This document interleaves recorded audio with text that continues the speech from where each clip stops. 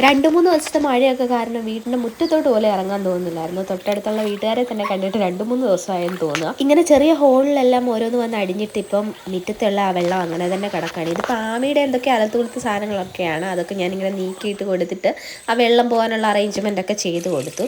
ഈ മഴയുള്ള സമയത്ത് ഇങ്ങനെ കുളിച്ചിട്ടൊക്കെ വിളക്ക് കത്തിക്കാൻ ഒരു പ്രത്യേക ഒരു മനസ്സുഖമാണ്. ഭയങ്കര ഒരു സമാധാനമൊക്കെ കിട്ടും ആ സമയത്ത്. അങ്ങനെ വിളക്ക് കത്തിക്കാനുള്ള തയ്യാറെടുപ്പിലാണ്.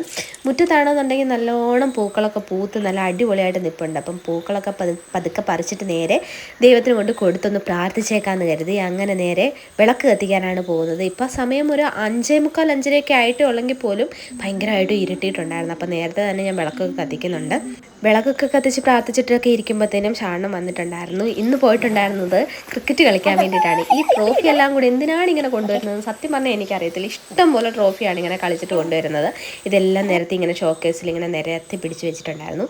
കളിച്ച് ജയിച്ചതിൻ്റെ ഭാഗമായിട്ട് എനിക്ക് കിട്ടിയിട്ടുണ്ടായിരുന്നത് ഷവർമ്മയാണ്. അപ്പോൾ ഇന്നത്തേക്ക് ഇത്രയേ ഉള്ളൂ. വീഡിയോ ഇഷ്ടപ്പെട്ടു